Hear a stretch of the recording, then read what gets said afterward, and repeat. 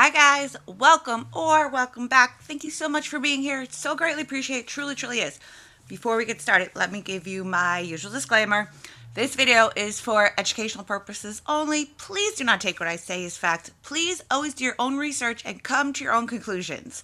Next, if you have not liked, subscribed, or commented yet, please consider doing so. It really helps me out and I really, really appreciate it.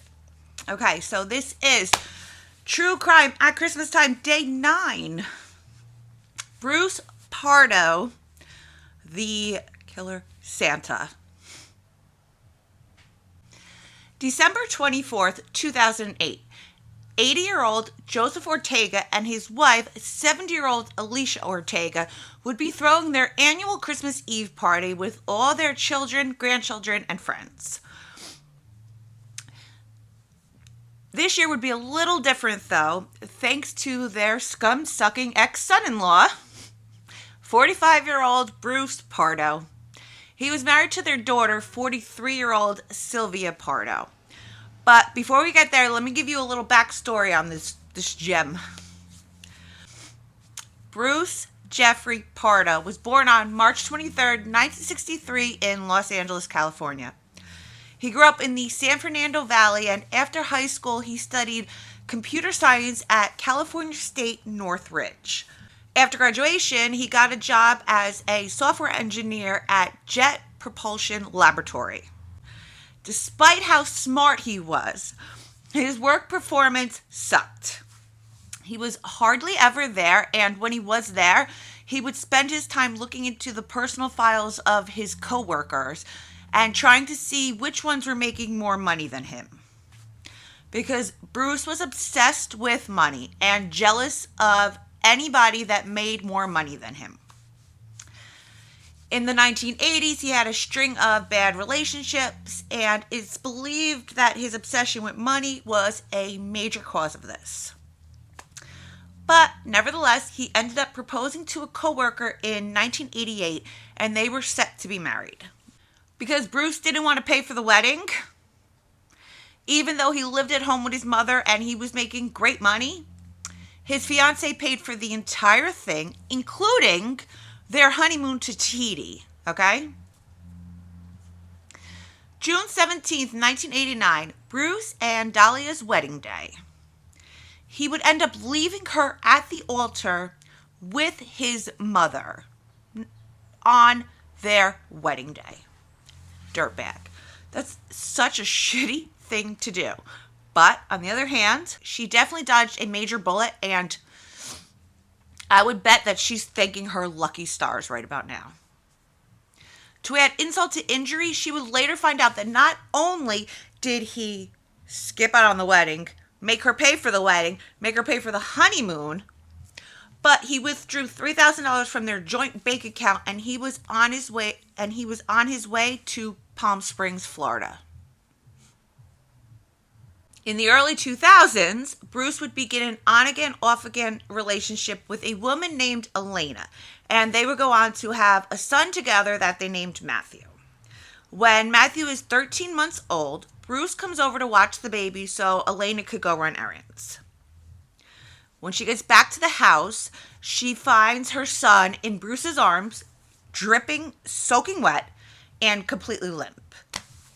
So she starts freaking out, and he tells her that the baby must have gotten away from him and he fell in the pool. And right before she got home, he had saved the baby. Okay. So why didn't you call 911? Why wasn't there an ambulance on the way? So they rush the baby to the hospital, and thank God, thankfully, doctors are able to resuscitate him and fly him to a children's hospital.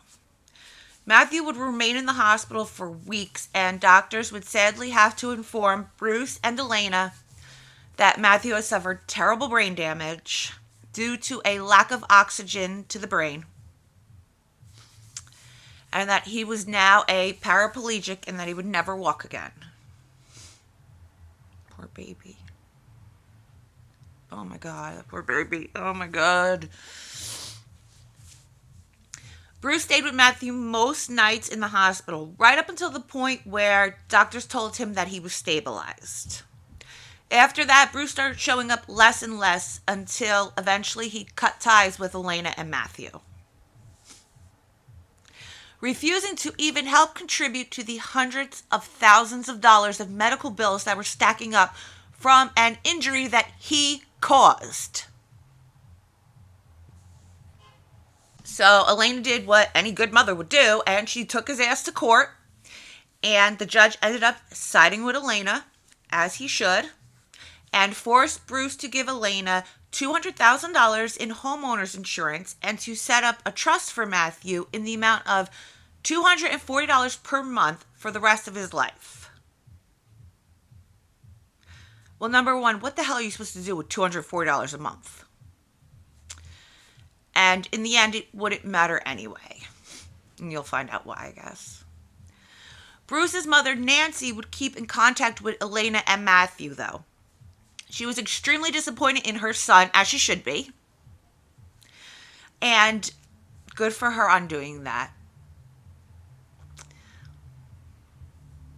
I also say this because this will come into play later. And Bruce just went about his business literally like his past never existed.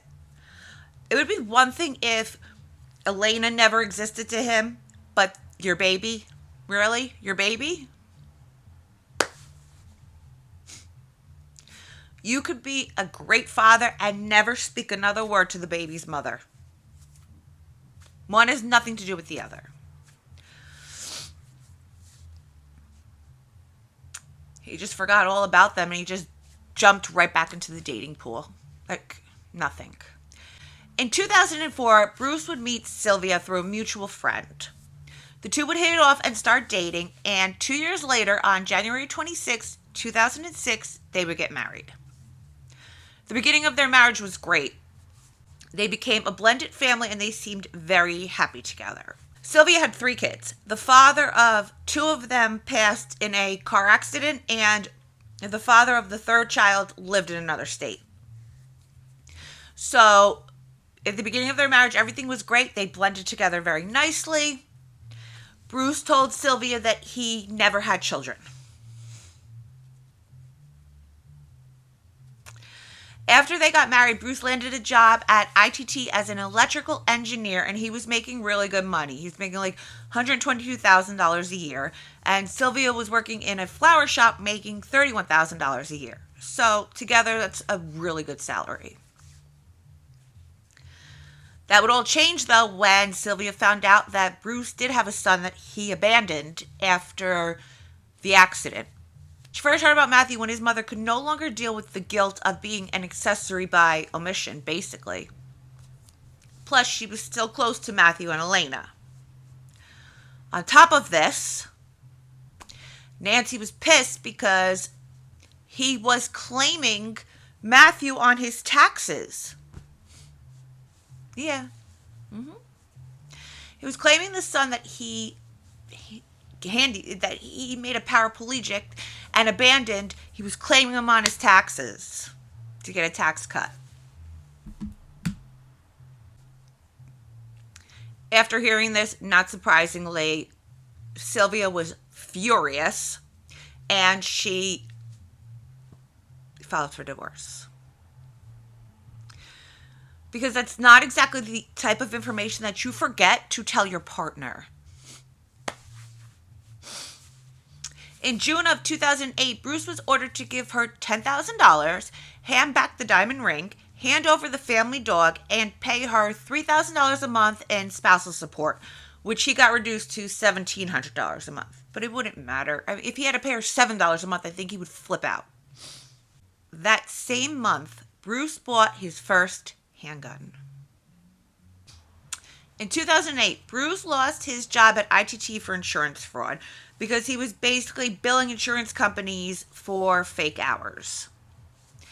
He was willing to do anything to not have to pay Sylvia the money that is rightfully hers, even the unthinkable. Sylvia came from a very loving family. Her mother and father, Alicia and Joe, who went by Papa Joe, only knew each other for 3 weeks before tying the knot in Mexico in 1955 when she was 17 and he was 27. Papa Joe loved to wear baseball hats, and he would try to wear a new one every single day. Oh, cute, right? On their honeymoon, Alicia told Joe that when they die, she would have to go first because she could never live without him. The Ortegas would go on to have 5 children together, 2 boys and 3 girls. 52-year-old James Ortega, 50-year-old Charles Ortega, 46-year-old Alicia Ortega, 43-year-old Sylvia Pardo, and Leticia Ortega. James was the oldest son, and he worked with his father in their family's paint shop before opening his own shop about a mile away. James and his wife Teresa would go on to have 3 children together. Charles would eat lunch with his father and brother almost every single day. He met his wife Cherry when they were in high school. His father hired her to work at the paint shop, and they were high school sweethearts who went on to get married and have 5 children together, which is also really cute. They were just a really good, loving, supportive family. Big, huge, loving, supportive family. Alicia Ortiz was newly divorced with 3 children who all spoke perfect Spanish. She was a super strict parent, and she took her children's education extremely seriously. Her son Michael went to Ontario High School and was an amazing baseball player, a great student, and had plans on attending Cal State in Fullerton.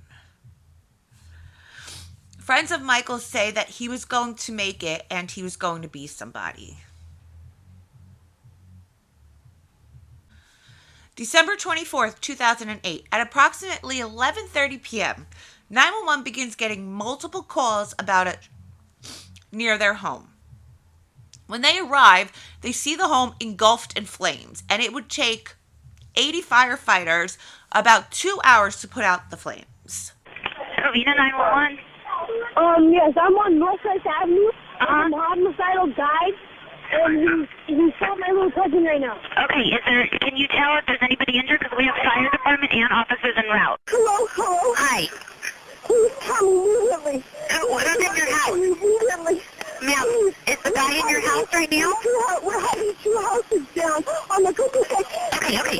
Ma'am, hold on. Is he at your house?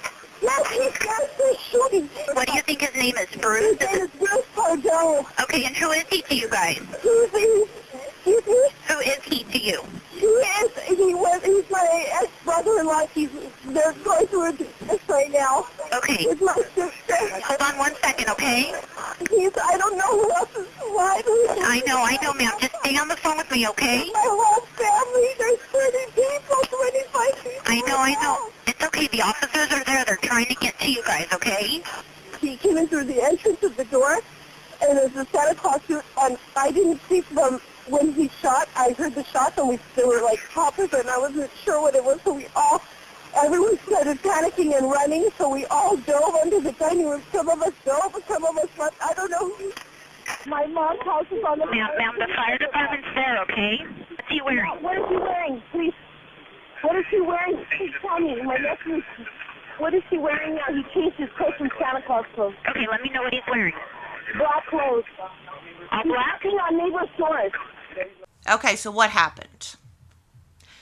After the divorce and losing his job at ITT, the bills began to pile up, and Bruce began to spiral. He couldn't stand the thought of giving Sylvia money. Like I said before, he couldn't stand the thought of giving his own son money. So there's that. August 8th, 2008, Bruce buys his second handgun because he bought the first a month after Sylvia filed for divorce in July. Then on September 8th, he bought his third. Then on October 11th, he bought a fourth. Shortly after this, Bruce went out to Illinois to visit an old friend for his birthday. And when he was there, he told his friend Steve about how horrible Sylvia was. He vented to him about losing his job, giving Sylvia money, and his mother throwing him under the bus. Killjoy. I bet Steve was regretting this invitation.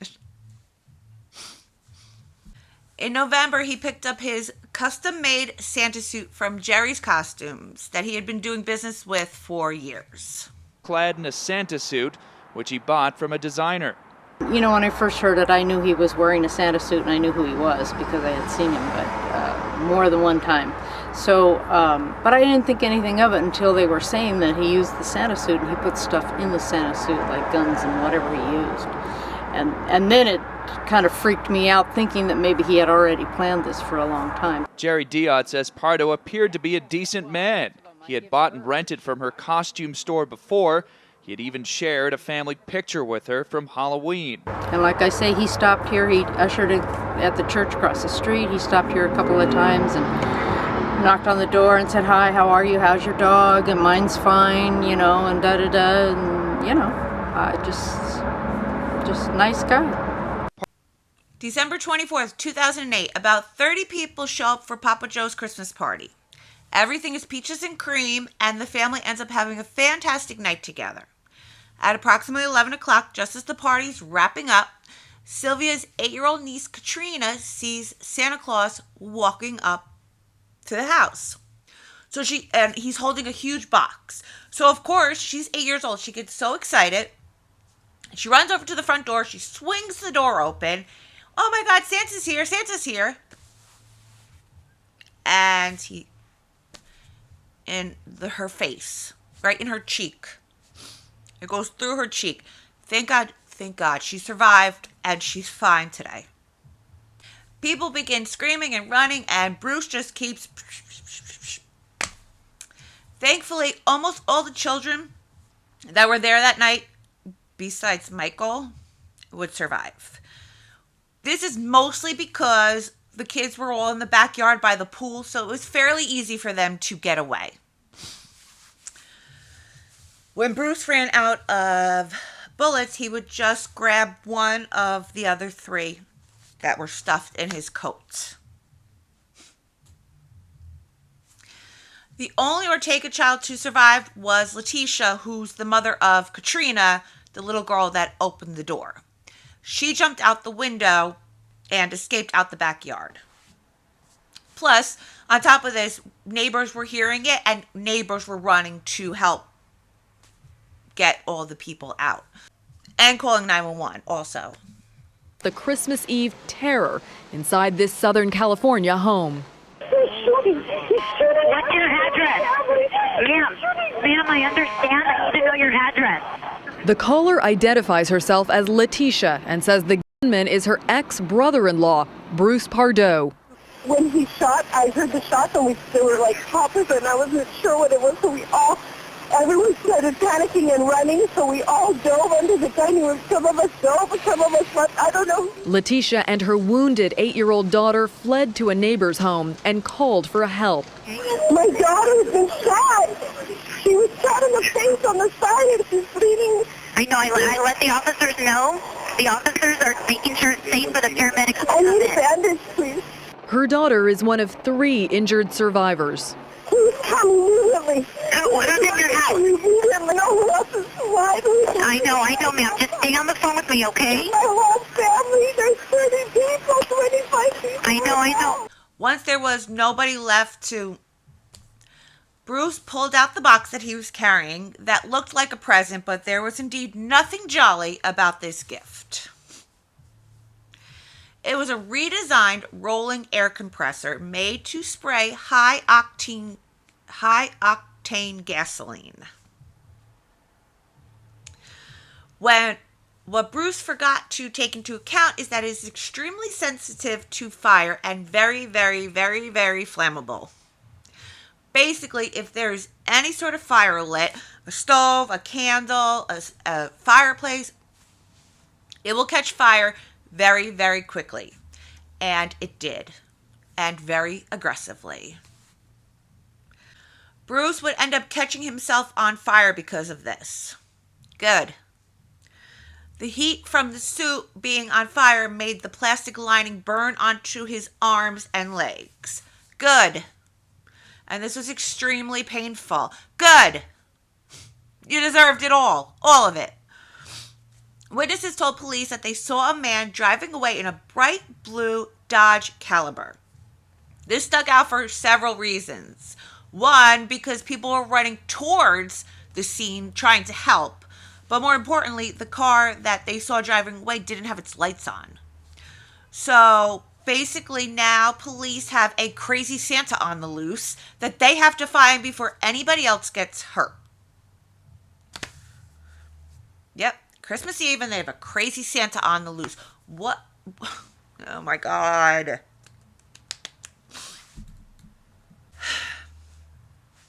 Police begin digging into who would want to do something like this to this beautiful family. That's when 911 gets a call from about 40 miles away from the crime scene. The caller was a man named Brad Pardo. He was Bruce's brother, and he called police to let them know that he came home to find out his brother had himself in the head on his couch in his living room. Bruce, why are you gonna do it at your brother's house? For real. Take that shit somewhere else. Your brother doesn't want to clean up after you. I'm just saying. Take it somewhere else. You're gonna do it in his living room? Take that shit somewhere else. Sorry. I can't. I don't feel bad for him. Whatsoever. At all whatsoever. I just don't feel bad for him. I feel bad for his family. I don't feel bad for him. A search of Brad's home would reveal 4 handguns, a tactical handgun, a container of high-octane gas, and 5 empty boxes of ammo. His killing spree was not supposed to end like this, though. Police actually found a hit list of sorts, and on it were Sylvia's divorce lawyer and Bruce Pardo's mother. Yeah, so he was his own mother. He also had $17,000 worth of cash strapped to his legs and a round-trip ticket to Illinois that was supposed to leave on Christmas morning. It's not clear if he did this to throw police off the trail or if it was part of his escape plan. The true escape plan will probably never be known. Police are very positive that his plan was not supposed to end like this, though, and that the only reason it did was because the pain from the burns were so excruciating, he felt it better to end it than to deal with it, and he couldn't take it to the hospital, get treated, and go home. I mean, that option went up in smoke. No pun intended. So what was he going to do? When they found Bruce's rented car, they found part of his Santa suit in the front seat. Bruce had to actually peel parts of the suit off of his body because it was melted onto his body and it was extremely painful. Good. But when they took a closer look at the Santa suit, they realized it had been rigged. Oh my God, what? Guys, it's supposed to be the happiest time of the year. Police called the bomb squad to have a robot approach the vehicle, and when they did, the bomb went off and the car burst into flames. Obviously, there was no trial because they knew who did it and he was gone.